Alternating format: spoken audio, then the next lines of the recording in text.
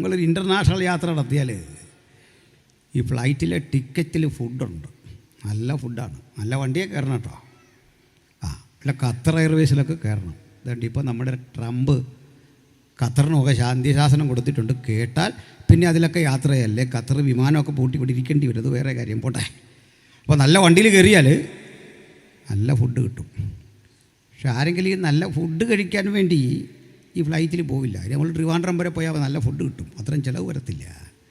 ഇന്ന് സുവിശേഷം പ്രസംഗിക്കുന്നവർ ഈ ചെല്ലേണ്ട സ്ഥലത്തെക്കുറിച്ചല്ല പറയുന്നത്, ഫ്ലൈറ്റേ കിട്ടുന്ന കാര്യമാണ്. അതിലെന്തൊക്കെ കിട്ടുമെന്നാണ്, അത് കിട്ടുന്ന ഉൽപ്പന്നങ്ങളുടെ ഗുണമാണ് പറയുന്നത്. അതിലല്ലെന്നേ കാര്യം. നമുക്കങ്ങ് കടക്കണം, മറുകര കടക്കണം, ഈ കടൽ കടന്ന് പറക്കണം, ഈ പ്രതിസന്ധിയൊക്കെ കടന്ന് പറക്കണം. നമുക്കൊരു രാജ്യമുണ്ട്, ഒരു നിത്യതയുണ്ട്, അവിടെ പ്രിയപ്പെട്ടവർ കാത്തിരിപ്പുണ്ട്. മുന്നമേ കടന്നുപോയ കോടാനുകൂടി മനുഷ്യരെ മുഴുവൻ കർത്താവിൻ്റെ സന്നിധി ചേർക്കപ്പെടുന്ന, ജീവനോടെ ശേഷിക്കുന്ന, നമ്മൾ രൂപാന്തരപ്പെടുന്ന, ദൂതസഞ്ചയം നമ്മെ എതിരേൽക്കുന്ന ഒരു മനോഹര രാജ്യത്തിലേക്കുള്ള ആ പ്രയാണമാണ് സുവിശേഷത്തിൻ്റെ വാഗ്ദത്തം. നിത്യതയെക്കുറിച്ച് പറയാത്തതൊന്നും സുവിശേഷമല്ല, ക്രൂശിനെക്കുറിച്ച് പറയാത്തതൊന്നും സുവിശേഷമല്ല. ഹല്ലേലൂയ. അപ്പോൾ ആദ്യ കാലഘട്ടത്തിൽ യേശു ഇത്രയൊക്കെ പ്രസംഗിച്ചു, കേൾക്കാൻ അധികം ആളുമില്ല. ആ കാലഘട്ടത്തിൽ ഇത് തീരുമെന്ന ഓർത്ത്, പക്ഷെ എല്ലാവരെയും അമ്പരപ്പിച്ചുകൊണ്ട്, സ്തോത്രം, ഈ ചെറിയ സമൂഹത്തോട് ചെറിയൊരു ഭാഷയിൽ കുറച്ചു നാൾ മാത്രം പ്രസംഗിച്ചവൻ്റെ വചനം ഉലകം മൊത്തം വ്യാപരിച്ചു, ഭൂമി മൊത്തം വ്യാപരിച്ചു. ഹല്ലേലൂയ. ചന്ദ്രനിൽ കുത്തിയ മനുഷ്യനെ നീൽ ആംസ്ട്രോങ്ങും എഡ്വിൻ ആൾഡ്രിനും മൈക്കിൾ കോളിൻസും ആദ്യം ചെയ്ത പണികൾ കണ്ടേ. ചന്ദ്രനിൽ ഗ്രാവിറ്റി ഒന്നുമില്ലെന്നാണ് പറയുക. അവിടെ ചന്ദ്രനിൽ പോയോ ഇല്ലയോ എന്നൊക്കെയുള്ള തർക്കം അവിടെ നിൽക്കട്ടെ. നമ്മൾ കേൾക്കുന്ന ചരിത്രം അനുസരിച്ച് അവർ മൂന്നാളുകളും ആ ഗ്രാവിറ്റി കുറവുള്ള സൂര്യൻ്റെ നെഞ്ചിലേക്ക് പാദമൂന്നി നിന്നുകൊണ്ട് ഒരു വിധത്തിൽ കരം കോർത്ത് പിടിക്കാൻ ശ്രമിച്ചിട്ട് പറഞ്ഞു, നീ ഉണ്ടാക്കിയ സൂര്യനെയും ചന്ദ്രനെയും ആകാശത്തെയും നക്ഷത്രങ്ങളെ ഓർക്കുമ്പോൾ മർത്തനെ വിചാരിപ്പാൻ അവൻ എന്ത്. അമ്പിളിമാമൻ്റെ നെറുകയിലും ആദ്യം ഉയർന്നു കേട്ടത് വിശുദ്ധ ബൈബിളിൻ്റെ വചനമാണെങ്കിൽ, ഹല്ലേലൂയ, ഇന്ന് രാത്രി ഓർക്കണം, മനുഷ്യ സ്പർശമുള്ള പ്രപഞ്ചത്തിൻ്റെ സകല മേഖലകളിലും ഓടിച്ചെല്ലുന്ന ദൈവത്തിൻ്റെ വചനമാണ് നമ്മൾ ഇന്ന് കേട്ടുകൊണ്ടിരിക്കുന്നത്. സ്തോത്രം, ഹല്ലേലൂയ. അങ്ങനെയുള്ള ആദ്യ കാലഘട്ടത്തിൽ ഈ സുവിശേഷം പ്രസംഗിക്കുന്നതൊക്കെ നിയമവിരുദ്ധമായിരുന്നു. നിയമവിരുദ്ധം എന്ന് പറഞ്ഞാൽ പോരാ, കൊന്നുകളയുന്ന കാലം. ഈ കൊന്നുകളയുന്ന രീതിയൊക്കെ ഒരു പൊതുജന സമൂഹം പ്രസംഗിച്ചുകൂടാ. 1-ാം നൂറ്റാണ്ടിൽ അനുഭവിച്ച ചില പീഡകളൊക്കെ ഉണ്ട്. നമ്മുടെ പാട്ട് പാടുന്ന സഹോദരന്മാരെല്ലാം എനിക്ക് വേണ്ടപ്പെട്ടവരാണ്. നമ്മൾ ചിലപ്പോൾ ഒരു പാട്ട് പാടുമല്ലോ, ആദ്യ നൂറ്റാണ്ടിലെ അനുഭവം പോൽ അതിശയം സൗജന്യമായിട്ട് പോരട്ടെ എന്ന്. സൂക്ഷിച്ചേ പാടാവുള്ളൂ. ആദ്യ നൂറ്റാണ്ടിൽ കിട്ടിയ അനുഭവം കേട്ട പിന്നെ ബോധമുള്ളൊരു മനുഷ്യനും പാടുകയില്ല. ചെറിയ വെളിവെങ്കിലുള്ളവൻ പാടുകയില്ല. എന്നാലും ധൈര്യമുള്ളവൻ പാടിക്കണം. എന്താ കാര്യം എന്നറിയണ്ടേ? അത്ഭുതവും അടയാളവും മാത്രമല്ലെന്നേ, നഷ്ടങ്ങളുടെ വലിയൊരു കണക്ക്. അപ്പനെ നഷ്ടപ്പെട്ടവർ, അമ്മയെ നഷ്ടപ്പെട്ടവർ, പിഞ്ചോമനകളെ നഷ്ടപ്പെട്ടവർ, ക്രൂശ് നിമിത്തം നഷ്ടം സഹിക്കേണ്ടി വന്നവൻ്റെ ചരിത്രമായിരുന്നു അത്.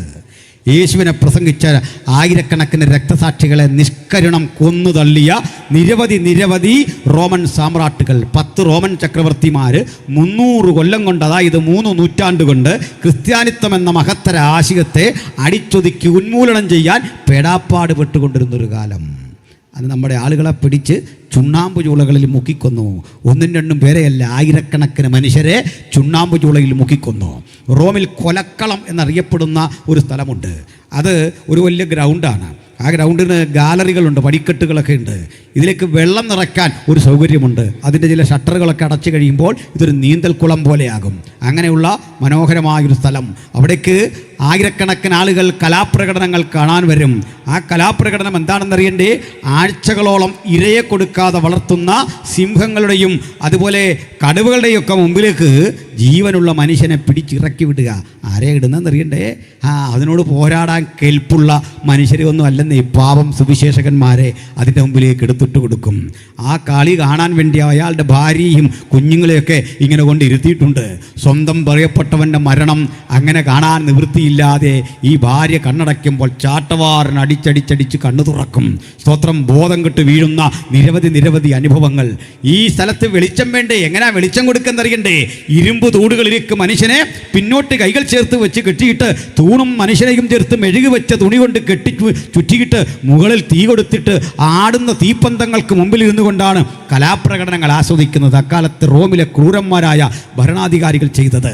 ഒന്നും രണ്ടും പേരെയല്ല, ലക്ഷക്കണക്കിന് ആളുകളെ നഷ്ടപ്പെട്ട മാർഗമാണ് യേശുവിൻ്റെ സുവിശേഷത്തിൻ്റെ മാർഗം. ഓരോ നിമിഷം കഴിയുന്തോറും ആയിരങ്ങൾ പ്രാണൻ കൊടുക്കാൻ സന്നദ്ധരായി വരുന്ന കാലഘട്ടത്തിൽ ഒരിക്കലൊരു സംഭവം ഉണ്ടായി. AD 85 കാലഘട്ടമാണ്. അന്ന് റോം ഭരിച്ചിരുന്നത് ക്രൂരനായ ഡൊമീഷ്യൻ എന്നൊരു ചക്രവർത്തിയാണ്.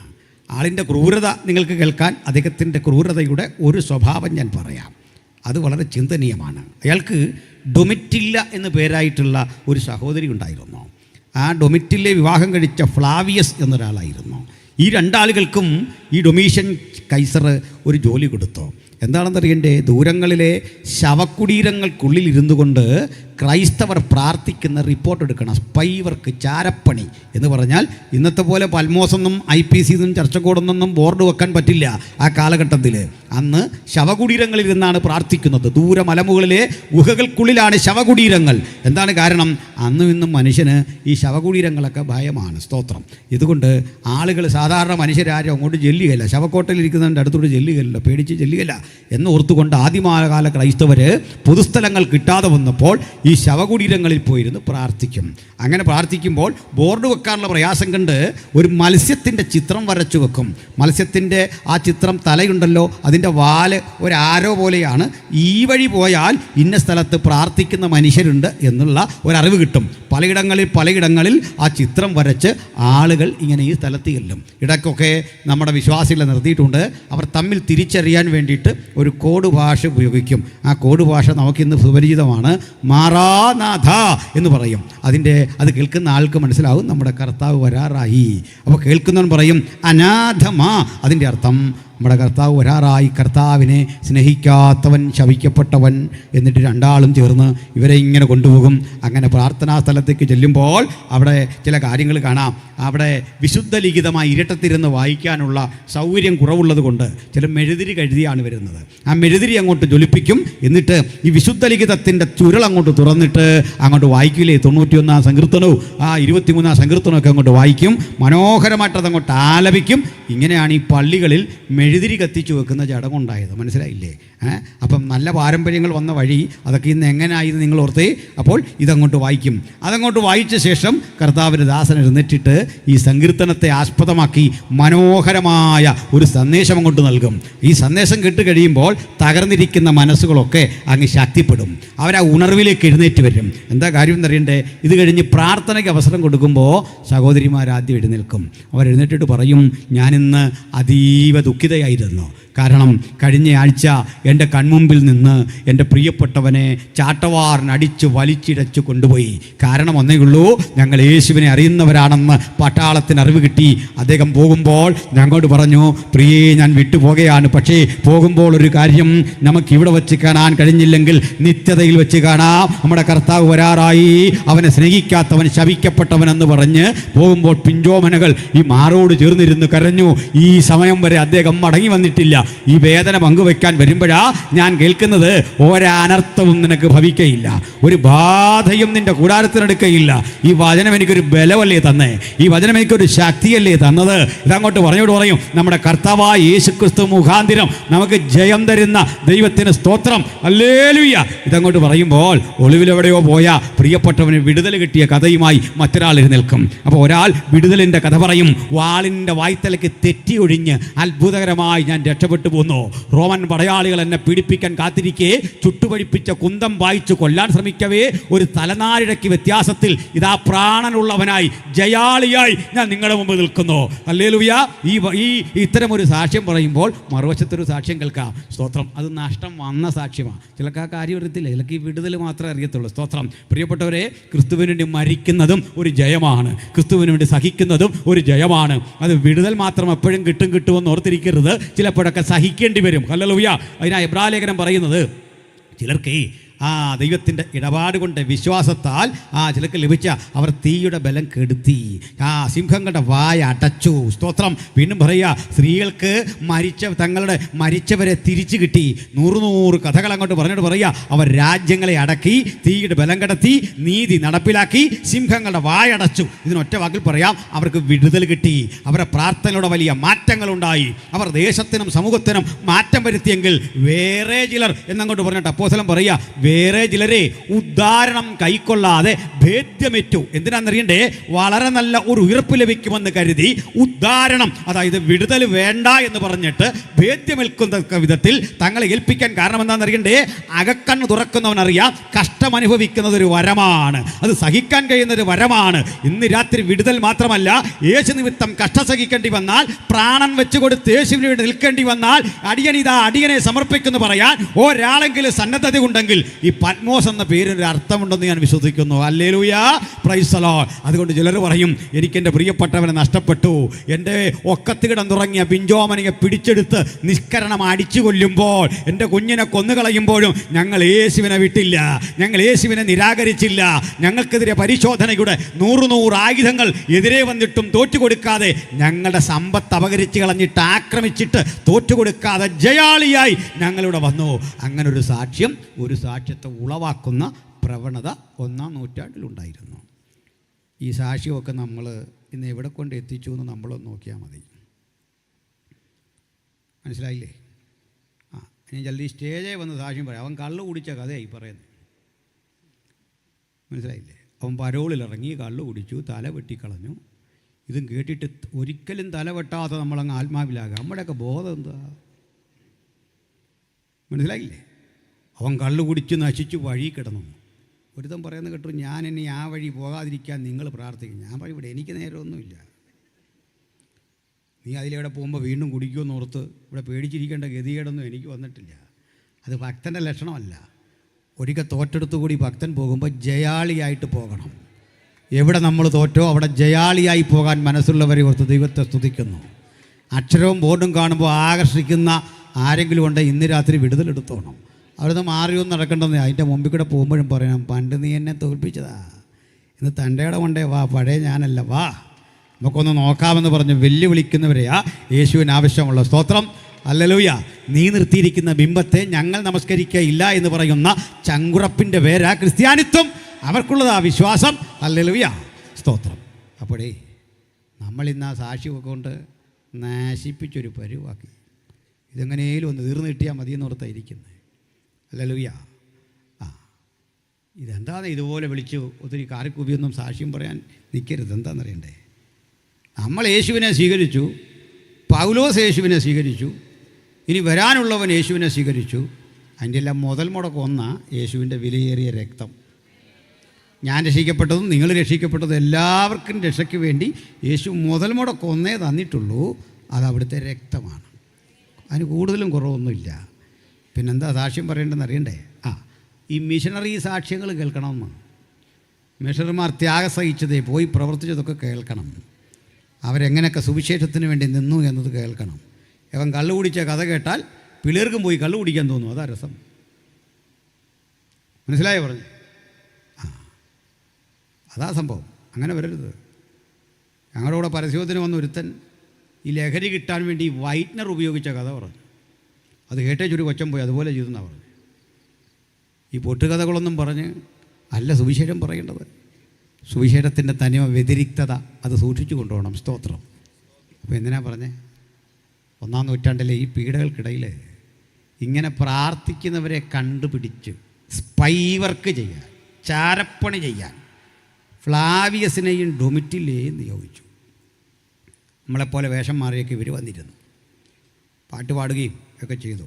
അനാഥമ മാറാനാഥ എന്നൊക്കെ അവരും പറഞ്ഞു. പാവം ദൈവമക്കൾ തെറ്റിദ്ധരിച്ചത് ദൈവമക്കളാ, ചാരപ്പണിക്ക് വന്നാണെന്ന് അറിഞ്ഞില്ല.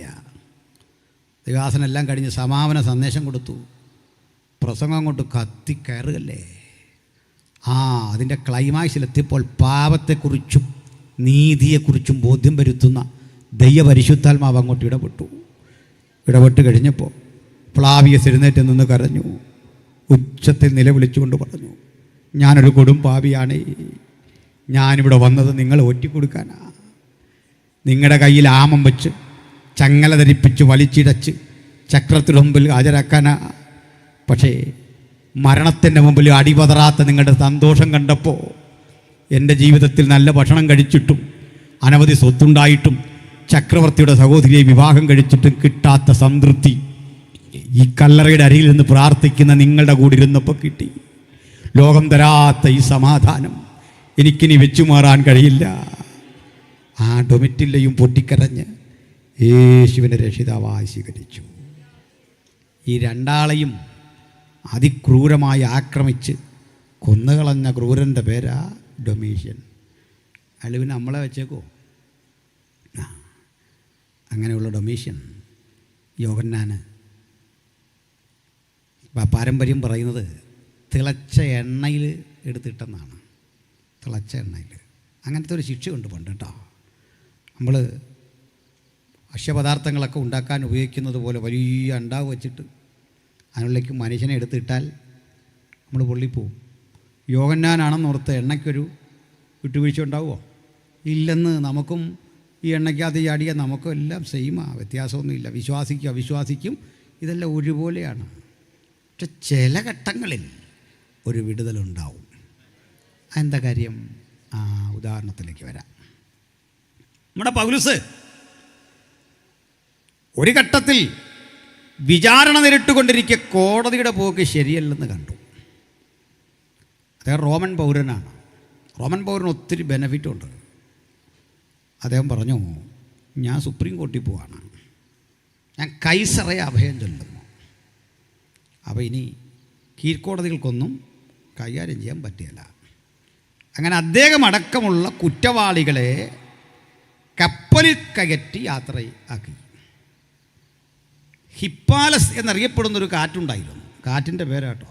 ഇപ്പോഴാ സുനാമിക്കൊക്കെ പേര് മാറിയത്.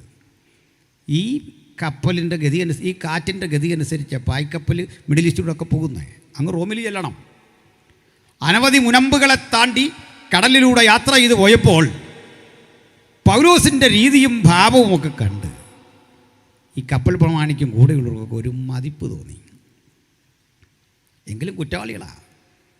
അവരോട് മതിപ്പ് തോന്നിയാലും റോമാ സ്ഥലം, അവിടെയൊക്കെ വിട്ടുവീഴ്ചയൊന്നുമില്ല. നമ്മുടെ നാട്ടിലൊക്കെ ഈ ജയിലിൽ നിന്നൊക്കെ ഇറങ്ങി വരുന്ന ആളുകളെ ശ്രദ്ധിച്ചിട്ടുണ്ട്. അതുകൊണ്ട് ഇങ്ങനെ കയ്യും വെച്ചാൽ വരുന്നത്.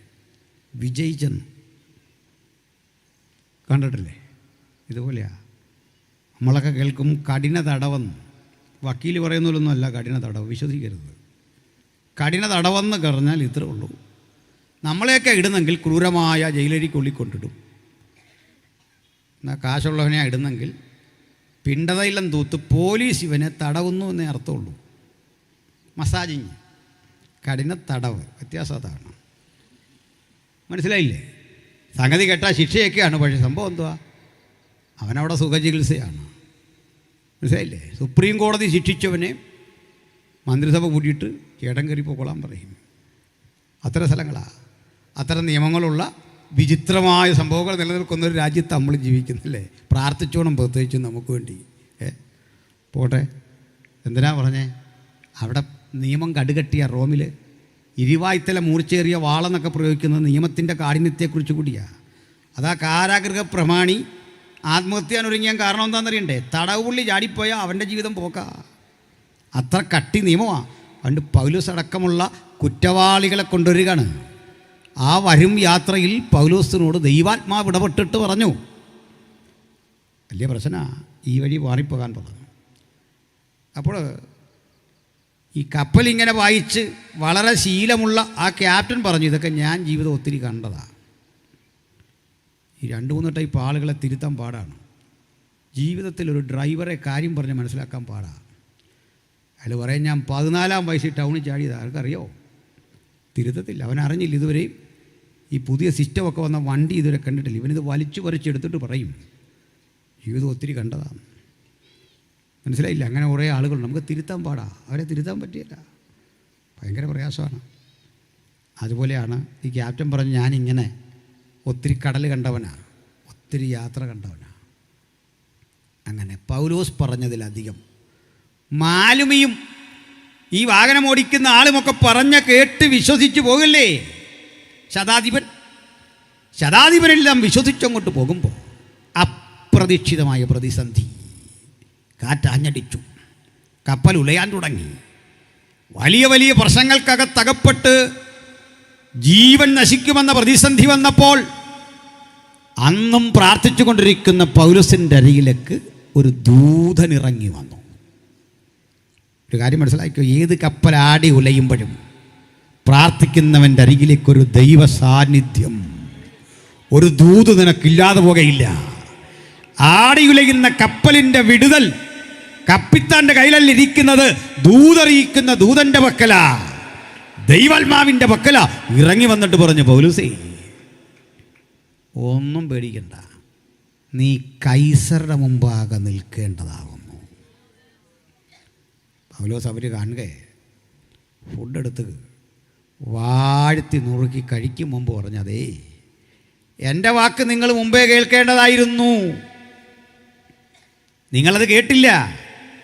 പക്ഷെ കഴിഞ്ഞ രാത്രി ഞാൻ സേവിച്ചു നിൽക്കുന്ന എൻ്റെ ദൈവം തൻ്റെ ദൂതനകച്ചെന്നോട് അറിയിച്ചു, പൗലോസേ നീ കൈസറുടെ മുമ്പാകെ നിൽക്കും, അതുകൊണ്ട് കപ്പലിനല്ലാതെ നമ്മുടെ പ്രാണന് കേടുവരത്തില്ല. കപ്പൽ തകർന്നേക്കാം, പ്രാണന് കേടുവരത്തില്ല. കുറേ ദൂരം ചെന്നപ്പോൾ പ്രതീക്ഷകൾ വന്നു. ഈയമെറിഞ്ഞെറിഞ്ഞെറിഞ്ഞ് അകലം നിർണയിച്ചപ്പോൾ രക്ഷാപ്രവർത്തനത്തിൽ ഏർപ്പെടേണ്ട ആളുകൾ കരുതി വെച്ച വള്ളത്തിൽ കയറി രക്ഷപ്പെടാൻ എടുത്തിയാടുക. അവർ ആക്ട് ചെയ്യുന്നത് എങ്ങനെയാണെന്നറിയോ? നമ്മളെ രക്ഷിക്കുന്ന പോലെയാണ്. ചില പുള്ളികൾ ഇങ്ങനെയുണ്ട്, നമ്മളെ രക്ഷിക്കാൻ വേണ്ടിയാണെന്ന് നമുക്ക് തോന്നും, പക്ഷെ പണി തരിക. മനസ്സിലായോ? ഞാൻ നമ്മുടെ സിബി പിടിച്ചിട്ടുണ്ട്, ചോദിച്ചു നോക്കിയാൽ അറിയാം. ഈ തബലക്കാരനുമായിട്ട് നമ്മൾ ഉടക്കിപ്പോയാൽ മോനെ തീരുമാനം വരികയില്ല. സൂക്ഷിക്കേണ്ട ആളാ. തബല വായിക്കുന്ന ആളുമായിട്ട്, ഋതംഗം കൈകാര്യം ചെയ്യുന്ന ആളുമായിട്ട് പാട്ടുകാരൻ ഉടക്കിപ്പോയാൽ ആ തീരുമാനം കഴിഞ്ഞുകൊണ്ട് അടുത്തയിലേക്ക് മൈക്ക് കയ്യിലെടുക്കുകയും പുള്ളി വീണ്ടും പോയിക്കൊണ്ടിരിക്കും. കേട്ടാൽ നമ്മൾ ഓർക്കും പരിപാടി ഗംഭീരമാണ്, നല്ലെന്ന്. പാട്ടുകാരനായിട്ട് പണി കിട്ടുന്ന ചിലർ രക്ഷിക്കാൻ പാകത്തിന് നമ്മുടെ കൂടെ കൂടും. അതുകൊണ്ട് അവനാ ഏറ്റവും വലിയ ശിക്ഷ. സ്വത്രം അവിടെ സംഭവിച്ച കേൾക്കണ്ടേ? പൗലോസ് പറഞ്ഞു, സുഹൃത്തേ, ആ കപ്പലിലുള്ള ചെറിയ വള്ളമില്ല, അതെടുത്ത് കടലിലേക്ക് ഇട്ടിട്ട് ചാടി രക്ഷപ്പെടാൻ ശ്രമിക്കുന്നവർ നിങ്ങളെ രക്ഷപ്പെടുത്താൻ പോകല്ല, അവന്മാർ രക്ഷപ്പെടാൻ പോവാ. അതുകൊണ്ട് എത്രയും പെട്ടെന്ന് ആ കപ്പലുമായി കടിപ്പിച്ച കയറങ്ങ് അറുത്ത് വള്ളം പൊക്കോട്ടെ. അവരിവിടെ നിന്നല്ലാതെ, അടുത്ത പദം അത്ഭുതകരം, നിങ്ങൾക്ക് രക്ഷപ്പെടാൻ കഴിയുന്നതല്ല. അവിടെ ഒരു വ്യാകരണ പശക് തോന്നും, നമുക്കെന്നല്ലേ പറയണ്ടേ? പക്ഷെ പൗലോസ് പറയുക, നിങ്ങൾക്ക് രക്ഷപ്പെടാൻ കഴിയുന്നതല്ല. എന്താ നിങ്ങളെന്ന് പറയാൻ കാരണം? അഡ്വാൻസ്ഡായിട്ട് ദൂത് പ്രാപിച്ചവൻ പറയുക, ഞാനേ കൈസറുടെ മുമ്പാകെ നിൽക്കുമെന്ന് ഇന്നലെ ദൂത് പ്രാപിച്ച എന്നെ തകർത്ത് കളവാൻ ഒരു ശക്തിക്കും കഴിയില്ല, ഒരു ശക്തിക്കും കഴിയുകയില്ല. അവർ ഇവിടെ നിന്നല്ലാതെ നിങ്ങൾക്ക് രക്ഷപ്പെടാൻ കഴിയുകയില്ല. ദൂതും ആലോചനയും വാഗ്ദത്വമുള്ള ദൈവത്തിൻ്റെ മക്കൾക്കറിയാം, ഒരു കപ്പൽ ഛേദത്തിനും ഭക്തനെ തകർത്ത് കളവാൻ കഴിയുകയില്ല. കരക്കോട്ട് കയറുകയും അണലി കടിച്ചു. അണലി കടിച്ചാൽ നമ്മളും മരിക്കും, പൗലോസും മരിക്കും, ആരും മരിക്കും. 360 ഡിഗ്രിയിൽ കറങ്ങി വന്ന് കൊത്തി തകർക്കാൻ ശേഷിയുള്ള ഉരകമാണ് അണലി. പെട്ടെന്ന് കയറി വരും. ഈ അണലി എന്നൊന്നും ഇപ്പോൾ പറയാൻ പാടില്ല, അതിഥി എന്ന് പറയണമെന്നാണ്. മനസ്സിലായില്ലേ? വാമ്പിനെ വിളിക്കുന്നതാണ് അതിഥി. എന്തൊക്കെ ഗതികട, എന്തൊക്കെ ഇനിയും കാണണം തമ്പുരാനെ. ഇത് നമുക്കൊരതിഥിയുണ്ട്. നമ്മൾ അതിഥി എന്ന് പറഞ്ഞാൽ ഓർക്കും വീട്ടിൽ ആരെങ്കിലും ആൾക്കാർ വന്നു ചിക്കൻ മേടിക്കാൻ പോകണമല്ലോ എന്നൊക്കെയാണ്. പിന്നെ മനസ്സിലാകുന്നത് ഒരണലി വീട്ടിൽ കയറിയ നമുക്കിന്നൊരു മൂർഖൻ അതിഥി ഉണ്ടെന്ന്. എന്തൊക്കെയാണ് കാലങ്ങളുടെ പോക്കേ. കന്നാലിക്കും മൂർഖനും പന്നിക്കും ഒക്കെ ഭയങ്കര ഡിമാൻഡുള്ളൊരു കാലത്താണ്. മനുഷ്യന് ഡിമാൻഡില്ല. അപ്പോൾ അണലി കൊത്തി, അണലി കടിച്ച് പറ്റിക്കിടന്നപ്പോൾ ആൾ പറയാം, അവൻ മഹാകള്ളനാ. അതുകൊണ്ട് ആ കപ്പലിൽ നിന്ന് ഇത്രയും പേര് രക്ഷപ്പെട്ടിട്ട് ഇവനെ മാത്രം തിരഞ്ഞു കൊത്തി. ചിലതരം അണലികൾ തിരഞ്ഞു കൊത്തുമ്പോൾ ഓർക്കണം, ഇത് അവസാനമല്ല, ഇതൊരു പുതിയ തുടക്കമാണ്. വിശ്വാസത്താൽ ഒരു പുതിയ തുടക്കമാണ്. കടിച്ചു തൂങ്ങി പ്രാണന് വിലപേശുന്ന ശക്തികൾ കയ്യിലിങ്ങനെ കടിക്കുമ്പോൾ ഒന്ന് ഓർത്തുകൊള്ളണം. ആളിക്കത്തുന്ന തീയിൽ വലിച്ചെറിഞ്ഞ് കുടഞ്ഞു കളഞ്ഞ് രക്ഷപ്പെടാൻ പാകത്തിന് നിന്റെ മീതെ ഒരു നിയോഗം തമ്പുരാൻ വെച്ചിട്ടുണ്ട്. കരുത്ത് കട്ടി രക്ഷപ്പെടണം. അത് കുടഞ്ഞു കളഞ്ഞു.